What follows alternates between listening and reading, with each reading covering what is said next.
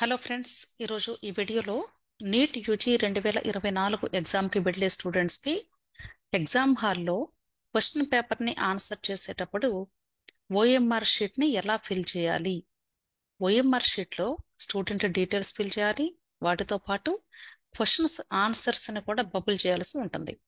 కాబట్టి ఈ డీటెయిల్స్ అన్నీ కూడా మీరు ఎలా చేయాలి అనేది ఒక అవేర్నెస్ కోసం డీటెయిల్డ్గా ఎక్స్ప్లెయిన్ చేయాలి అనుకుంటున్నాను. ఇక్కడ మీరు చూసినట్లయితే అసలు క్వశ్చన్ పేపర్ ఎలా ఉంటుంది నీట్ ఎగ్జామ్లో అంటే 2023 క్వశ్చన్ పేపర్ G3 కోడ్ ఉన్నటువంటి క్వశ్చన్ పేపర్ని శాంపిల్గా చూపిస్తున్నాను మీకు.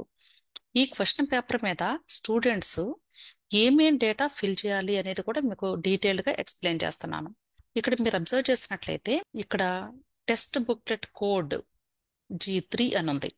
ఓకే, ఇక్కడ క్వశ్చన్ బుక్లెట్ మీద ఏ కోడ్ అయితే ఉందో ఇదే ఓఎంఆర్ షీట్ మీద కూడా ఉండాలి. ఈ రెండు మ్యాచ్ అయితేనే అప్పుడు మీకు వచ్చినటువంటి క్వశ్చన్ పేపరు మీ ఓఎంఆర్ షీటు పర్ఫెక్ట్ గా కరెక్ట్ అని అర్థం. సో ప్రతి ఒక్క స్టూడెంట్ కూడా అది చెక్ చేసుకోవాలి. ఓకే, అంతేకాకుండా లాంగ్వేజ్ కూడా ఇచ్చారు. ఏ లాంగ్వేజ్ లో ఎగ్జామ్ రాయబోతున్నారు అనేది ఇంగ్లీష్ అని ఇక్కడ కనిపిస్తుంది. కొద్ది మంది స్టూడెంట్స్ కి ఇంగ్లీష్ అని అప్లికేషన్ పెట్టినా పొరపాటున వాళ్ళు మరి తెలుగు పెట్టారేమో తెలియదు, కానీ తెలుగు అని కూడా వచ్చింది. అలాంటి వాళ్ళు దయచేసి మీరేం కంగారు పడాల్సిన అవసరం ఏమీ లేదండి. ఈ మదర్ టంగ్ అయినటువంటి తెలుగుతో పాటుగా ఇంగ్లీష్ కూడా తప్పనిసరిగా ఉంటుంది ఈ క్వశ్చన్ పేపర్ లో. అంటే తెలుగు ఇంగ్లీషు రెండు క్వశ్చన్స్ ఉంటాయి మీకు. కాబట్టి ప్రతి ఒక్క స్టూడెంట్ కూడా దయచేసి ఈ విషయాన్ని గమనించండి. అంతేకాదు ప్రతి స్టూడెంట్ కూడా ఇక్కడ ఇచ్చినటువంటి ఇంపార్టెంట్ ఇన్స్ట్రక్షన్స్ అని ఉంది కదా, ఈ ఇన్స్ట్రక్షన్స్ అన్ని కూడా ప్రతి ఒక్కటి క్లియర్ గా చదవాలి. ఇవన్నీ మనం వీడియోస్ రూపంలో ఎక్స్ప్లెయిన్ చేశాము స్టూడెంట్స్ కి.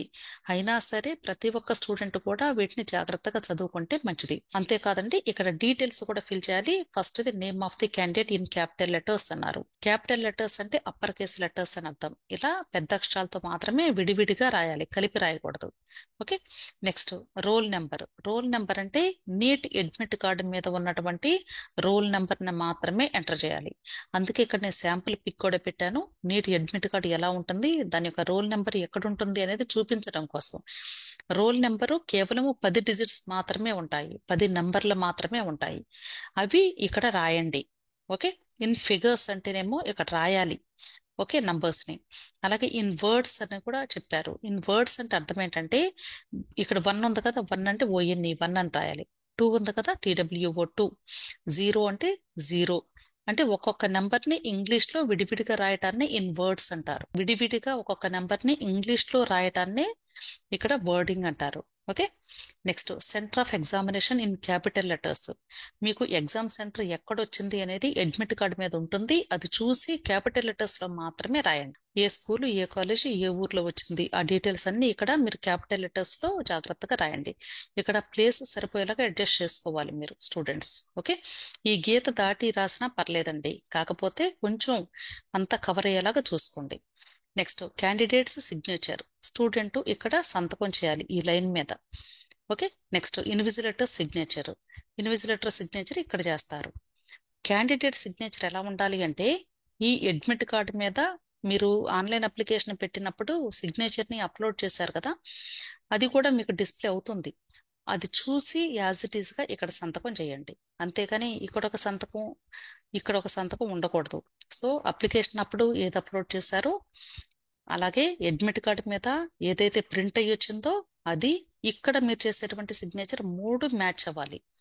ఓకే, ఇన్విజిలేటర్స్ అంటే మీకు ఎగ్జామ్ హాల్లో ఎవరు వస్తే ఇన్విజిలేటర్ వాళ్ళు చేస్తారు. సో ఇది ఫస్ట్ పేజ్ అండి. అసలు ఇలా ఉంటుంది ఎగ్జామ్ హాల్లో క్వశ్చన్ బుక్లెట్ ఇచ్చినప్పుడు. అంతేకాదు ఈ క్వశ్చన్ బుక్లెట్ ని వెంటనే ఓపెన్ చేయకూడదు. ఇన్విజిలేటర్స్ మీకు ఇన్స్ట్రక్షన్స్ ఇచ్చినప్పుడు వాటిని ఫాలో అవుతూ ఉండండి. ఓకే, ఇక్కడ మీరు చూసినట్లయితే ఫస్ట్ ఫిజిక్స్ క్వశ్చన్స్ ఉంటాయండి, తర్వాత కెమిస్ట్రీ ఉంటుంది, తర్వాత బాటనీ ఉంటుంది, తర్వాత జువాలజీ ఉంటుంది. అంటే ఇది sequence of subjects questions. So physics లో 1 to 35 సెక్షన్ ఏ. ఈ 1 to 35 క్వశ్చన్స్ అన్ని కూడా మీరు ఆన్సర్ చేయాల్సిందే. ఓకే, అలాగే సెక్షన్ బి ఉంటుంది కదా ప్రతి సబ్జెక్ట్ కి. సెక్షన్ బి లో ఫిజిక్స్ కి క్వశ్చన్ నెంబర్ 36 to 50 వరకు ఉంటుంది. అంటే టోటల్ గా మనకి 15 క్వశ్చన్స్ ఉంటాయి. ఈ 36 to 50 క్వశ్చన్స్ లో కేవలము 10 క్వశ్చన్స్ మాత్రమే ఆన్సర్ చేయాలి. అలాగే నెక్స్ట్ కెమిస్ట్రీ ఉంటుంది. కెమిస్ట్రీ సెక్షన్ ఏలో క్వశ్చన్ నెంబర్ 51 to 85 ఉంటాయి. సీక్వెన్స్ ఇలాగే ఉంటుంది. అలాగే సెక్షన్ బిలో 86 నుండి 100 వరకు ఉంటుంది. ఓకే, నెక్స్ట్ బాటనీ సెక్షన్ ఏలో 101 to 135. అలాగే botany section B 136 to 150. Next zoology 151 to 185.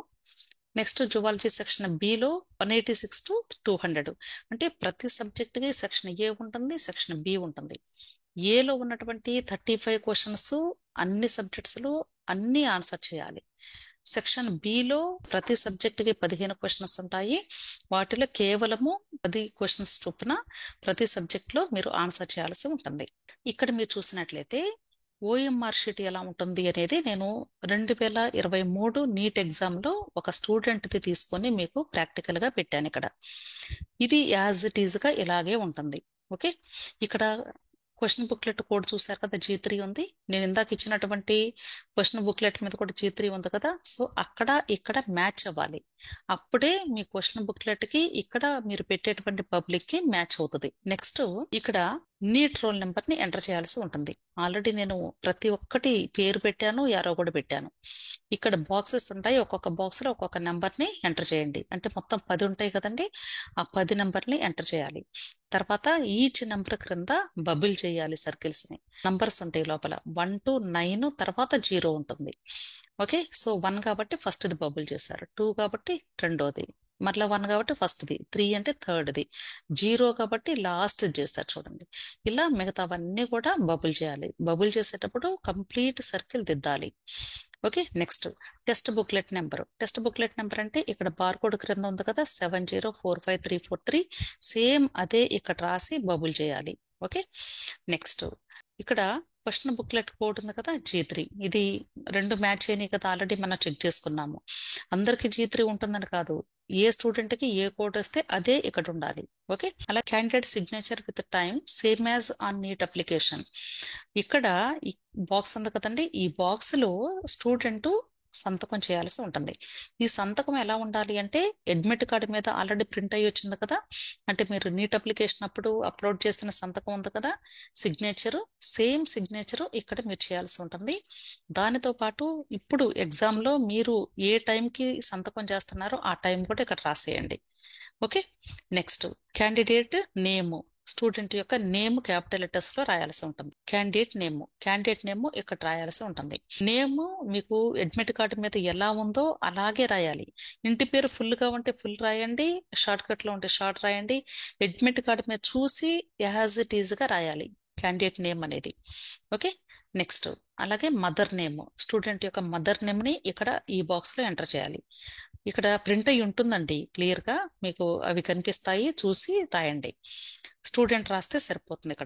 ఇక్కడ ఫాదర్ నేమ్ కూడా ఇక్కడ రాయాలి, స్టూడెంటే రాయాలి. అడ్మిట్ కార్డు మీద ఎలా ఉంటే ఫాదర్ నేమ్ మదర్ నేమ్ అలాగే రాయాలి. Next invigilators. ఒక్కొక్కసారి కొన్ని రూమ్స్ కి 2 ఇన్విజిలేటర్స్ కూడా ఇస్తారండి. 2 ఇన్విజిలేటర్స్ ఉంటే ఇద్దరు సంతకం చేయాలి. ఒకరే ఉన్నారనుకోండి ఒకరే చేస్తారు. సంతకం చేసి వాళ్ళు కూడా ఏ టైం కి సంతకం చేస్తారో టైం వేస్తారు. Okay, next candidate thumb impression. ఇక్కడ స్టూడెంట్ యొక్క థంబ్ ఇంప్రెషన్ వేయాలి. ఓకే, ఈ బాక్స్ ఉంది కదా. సో ఇది ఓఎంఆర్ షీట్, అంటే డీటెయిల్స్ ని ఫిల్ చేయటము. స్టూడెంట్స్ కి ప్రతి ఒక్కరికి వీలైతే ఒక్కసారి కొంచెం స్పీడ్ గా పెట్టి ఈ వీడియోని వినిపించండి. ఓకే, అలాగే మరి ఆన్సర్స్ ని కూడా మనం బబుల్ చేయాల్సి ఉంటుంది కదా. సో ఎలా ఉంటుంది అనేది ఇక్కడ మరలా నేను అదే షీట్ ని ఇక్కడ ఇచ్చాను. ఇందాక షీట్ లో మనకి రైట్ సైడ్ ఉంది కదా, ఆ పార్ట్ అంతా నేను సపరేట్ గా పెట్టాను. సో ఫస్ట్ ఫిజిక్స్ ఉంటుంది, తర్వాత కెమిస్ట్రీ ఉంటుంది, తర్వాత బాటనీ, తర్వాత జువాలజీ. ఓకే, క్వశ్చన్ నెంబర్స్ ఉంటాయి కదా 1 to 35 ఫిజిక్స్ లో క్వశ్చన్స్. ఇవన్నీ కూడా ఆన్సర్ చేయాలండి. అంటే ఈ పైన ఇక్కడ, అంటే ఇక్కడ తెల్ల గీత ఉంది కదా, అంటే ఇక్కడ వైట్ స్పేస్ ఉంది కదా, దీనికి పైన ఉన్నటువంటి క్వశ్చన్స్ అన్ని కూడా ప్రతి ఒక్క స్టూడెంట్ కూడా ఆన్సర్ చేయాలి. ఇవన్నీ కూడా చేయాల్సిందే. ఇదంతా కూడా section A. Next section B అంటే ఈ కింద పార్ట్. ఓకే, ఇది సెక్షన్ బి పార్ట్. ఇక్కడ యారోస్ ఇచ్చాను నేను, ఎల్లో కలర్ బ్లూ కలర్ లో. ఇక్కడ కేవలము 10 క్వశ్చన్స్ మాత్రమే ఆన్సర్ చేయాలి. అలాగే ఇక్కడ కూడా 10 మాత్రమే చేయాలి. అలాగే ఇక్కడ 10 చేయాలి. కేవలము 10 చొప్పున మాత్రమే 4 సబ్జెక్టుల్లో కూడా చేయాల్సి ఉంటుంది. ఇక్కడ మీకు ఒక డౌట్ రావచ్చండి, పొరపాటున ఎక్కువ చేస్తే ఏమవుతుంది? ఎక్కువ చేస్తే ఏమవుతుంది అంటే, మనకు ఆల్రెడీ ఇన్స్ట్రక్షన్స్ ఇచ్చింది ఏంటంటే, సపోజ్ 12 క్వశ్చన్స్ చేస్తారనుకుందాం స్టూడెంట్స్, 15లో 12 చేస్తారనుకుందాం. అప్పుడు ఆ 12లో పైనుండి మొదలుకొని వరుసగా కౌంట్ చేసి 10 వరకు తీసుకుంటారు. లాస్ట్ 2 వదిలేస్తారు. ఓకేనా? ఒకవేళ ఇక్కడ పైన 10 ఉండి ఇవి 2 ఎక్స్ట్రా చేశారనుకో, కేవలము ఫస్ట్ పైన ఉన్నటువంటి 10 మాత్రమే తీసుకుంటారు. ఇక ఈ క్రింద వదిలేస్తారు. ఓకే, మీకు ఒకవేళ ఈ 10లో ఇది రాంగ్ ఆన్సర్ అయింది అనుకుందాం. ఇక్కడ కరెక్ట్ ఆన్సర్ C2 కరెక్టే, కానీ ఇక్కడ మీకు సీక్వెన్స్ లో తీసుకుంటారని రూల్ ఉంది కదా. కాబట్టి ఇక్కడ రాంగ్ అయినా సరే, ఇవి కరెక్ట్ అయినా సరే, ఇవి తీసుకోరు ఎగ్జామ్ లో. ఓకే, అంటే మీకు మార్క్స్ ఇవ్వరు. కేవలము పైన టాప్ లో ఉన్నటువంటి 10ని మాత్రమే తీసుకుంటారు, ఎక్కువ చేస్తే నేను చెప్తుంది. అందుకనే స్టూడెంట్స్ సాధ్యమైనంత వరకు కేవలము 10 క్వశ్చన్స్ మాత్రమే ఆన్సర్ చెయ్యండి బి సెక్షన్ లో. అంతకు మించి చెయ్యొద్దు అనవసరంగా. అర్థమైంది కదా? ఇక్కడ చూడండి, 1 2 3 4 5 6 7 8 9 10. సో 10 క్వశ్చన్స్ కాబట్టి 10 క్వశ్చన్స్ ని తీసుకుంటారు, ప్రాబ్లం లేదు. అలా కాకుండా ఒక్కటి ఎక్స్ట్రా ఉన్నా సరే లాస్ట్ వదిలేస్తారు, ఇంకా లాస్ట్ తీసుకోరు. అర్థమైంది కదా? అసలు కరెక్ట్ బబ్లింగ్ ఎలా చేయాలి అనేది జస్ట్ ఇక్కడ చూపిస్తున్నాను. ఇక్కడ చూడండి, కంప్లీట్ గా సర్కిల్ అయ్యింది. అలాగే రాంగ్ మెథడ్ ఆఫ్ షేడింగ్ అంటే టిక్ మార్క్ పెట్టకూడదు, క్రాస్ మార్క్ పెట్టకూడదు, ఇలా డాట్స్ పెట్టకూడదు, అంటే లోపల మాత్రమే పెట్టి వదిలేయకూడదు. నెక్స్ట్ స్ట్రైక్ అవుట్ చేయకూడదు, అంటే కొట్టివేయకూడదు. నెక్స్ట్ ఇలా partially or half filled circle చేయకూడదు, ఇలా కొంత పార్ట్ మాత్రమే షేడింగ్ చేయకూడదు. నెక్స్ట్ అవుట్ సైడ్ మాత్రమే షేడ్ చేసి లోపల పార్ట్ వదిలేయకూడదు. అంటే కంప్లీట్ గా ఒక బొట్టు బిళ్ళ ఉంటే ఎలా ఉంటుంది అలా పెట్టాలండి. సర్కిల్ కంప్లీట్ గా క్లోజ్ అవ్వాలి. ఈ అవుట్ లైన్ కూడా కనిపించకూడదు ఇంకా మనకి. ఇక్కడ చూడండి ఎలా ఉంది, ఇవి చూడండి. సో జాగ్రత్తగా చూసి చేసుకోండి. ఓకే, కరెక్ట్ ఆన్సర్స్ కి 4 మార్క్స్ ఉంటాయి, నెగిటివ్ మార్కింగ్ కి -1 మార్క్ ఉంటుంది. ఈ విషయం అందరికీ తెలుసు. అయినా సరే ఒకవేళ ఎవరైనా సరే స్టూడెంట్స్, అంటే గవర్నమెంట్ కాలేజెస్ లో చదివే స్టూడెంట్స్, లేక రూరల్ ఏరియాస్ లో ఉన్నటువంటి స్టూడెంట్స్ సొంతగా ప్రిపేర్ అవుతూ ఉంటే, అలాంటి వాళ్ళ కోసం నేను చెప్తున్నాను. కరెక్ట్ ఆన్సర్ క్వశ్చన్ కి 4 మార్క్స్ ఉంటాయి. ఓకే, మీ ఆన్సర్ కానీ కరెక్ట్ అయితే 4 మార్క్స్. ఒకవేళ మీ ఆన్సర్ కానీ రాంగ్ అయినా, లేక బబ్లింగ్ సరిగ్గా పెట్టక రాంగ్ అయినా సరే -1 మార్క్ పోతుంది, గుర్తుంచుకోండి. ఓకే, సో ఈ విషయాన్ని గమనించండి. Okay, next. సో మీ అందరికీ కూడా అర్థమైంది అనుకుంటున్నాను.